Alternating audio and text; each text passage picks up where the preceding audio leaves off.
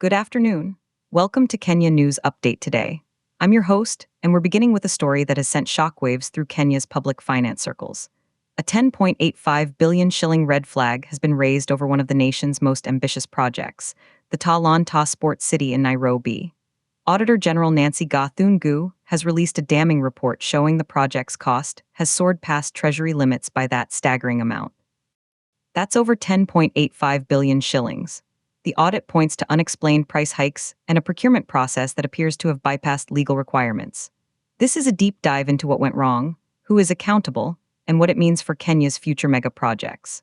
We'll examine the numbers, hear perspectives from governance experts, and contrast this financial controversy with other pressing national priorities, including a severe drought response in Turkana. This is a 12-minute investigation. Let's begin. Chapter 1: The Audit's Damning Findings. The core of this scandal is a simple, shocking comparison. The Treasury initially approved a budget for the Talanta Sports City, but the contract that was eventually signed committed the government to pay a much higher amount. According to Auditor General Nancy Gathungu's review of the Ministry of Defense accounts for the 2024/25 financial year, the discrepancy is not a minor oversight. It is a colossal 10.85 billion shilling gap. To put that in perspective, that amount could fund the construction of dozens of modern primary schools or hundreds of kilometers of rural roads. The audit report, tabled in Parliament, states that the procurement process for the main contractor did not comply with the Public Procurement and Asset Disposal Act of 2015. Specifically, it alleges that the procuring entity, which falls under the Ministry of Defense, failed to seek fresh approval from the National Treasury after the project's scope and cost ballooned. This is a fundamental breach of public finance management, laws designed to prevent exactly this kind of cost escalation. The report questions the basis for the price increases, noting a lack of proper documentation to justify the additional 10.85 billion shillings. Were there genuine changes in material costs? Was the scope of work significantly expanded? The audit found no clear answers, labeling the increases as unexplained. This lack of transparency is the central red flag.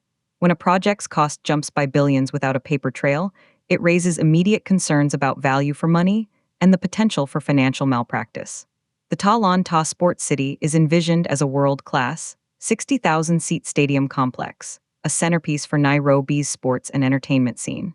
It's a project with national pride attached. But this audit reveals that the foundation of this pride may be cracking under the weight of questionable financial decisions. The timing is particularly sensitive.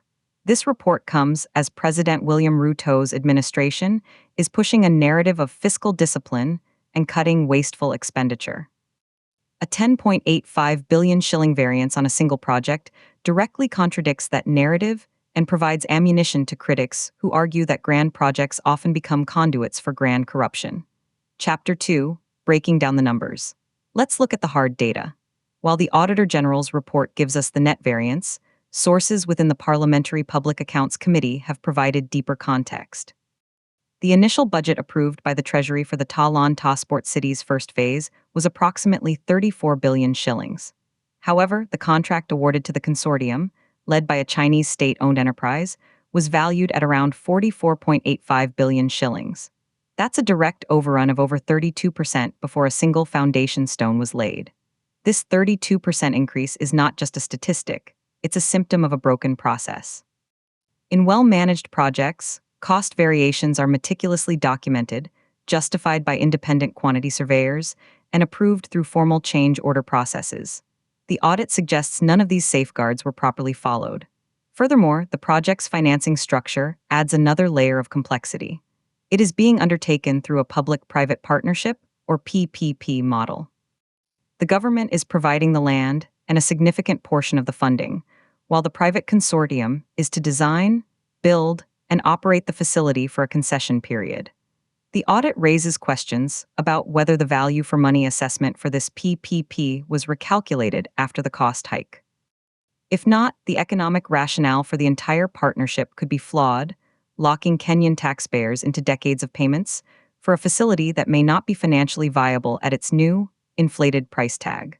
The report also highlights that advance payments totaling hundreds of millions of shillings were made to the contractor against weak bank guarantees. This exposes public funds to risk if the contractor fails to deliver.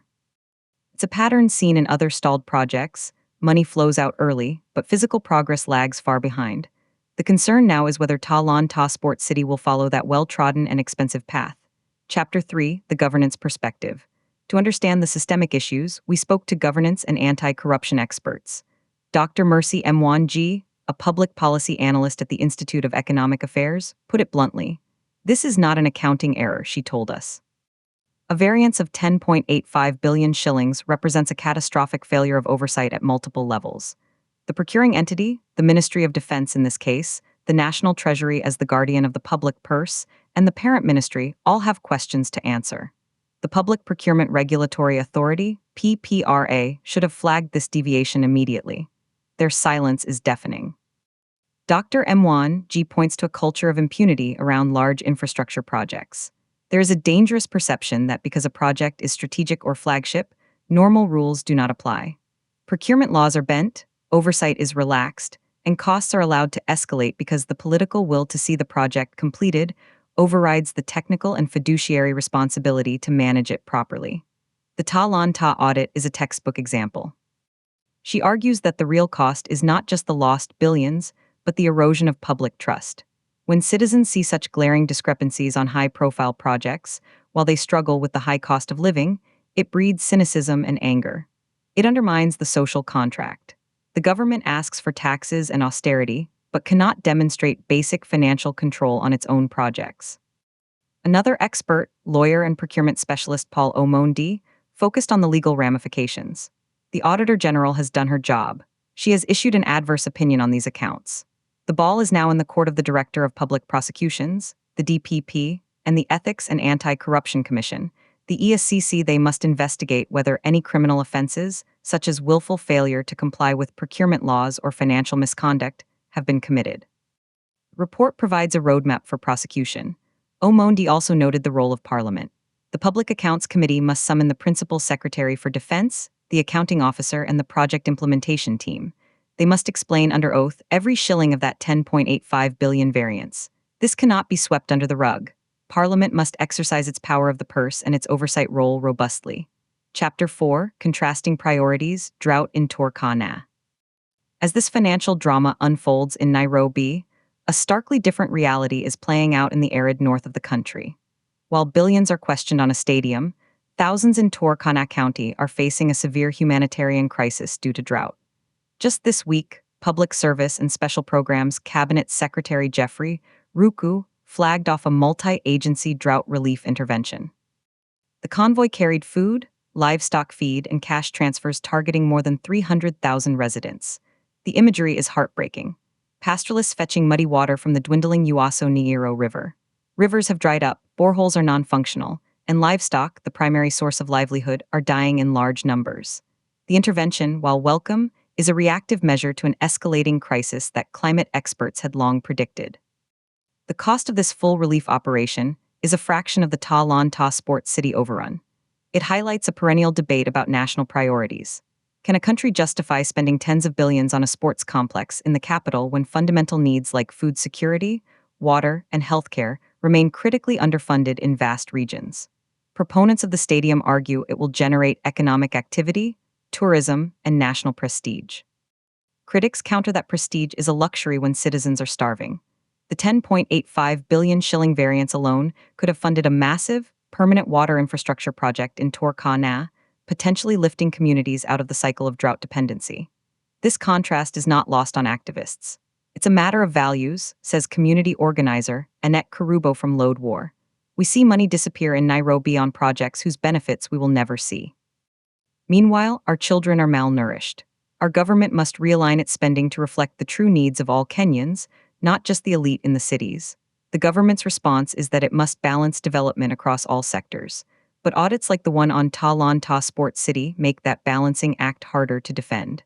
Chapter 5: The Broader Context and Accountability. This incident does not exist in a vacuum. It fits a pattern of cost overruns on Kenyan mega projects. From the standard gauge railway, whose final cost remains controversial, to various road projects, budget deviations have become almost expected. The difference with the Talanta Sports City audit is the clarity and specificity of the finding, 10.85 billion shillings, unexplained with procurement laws bypassed. The key question is, what happens next? Historically, audit queries of this magnitude lead to protracted parliamentary hearings, media coverage, and then, often, silence.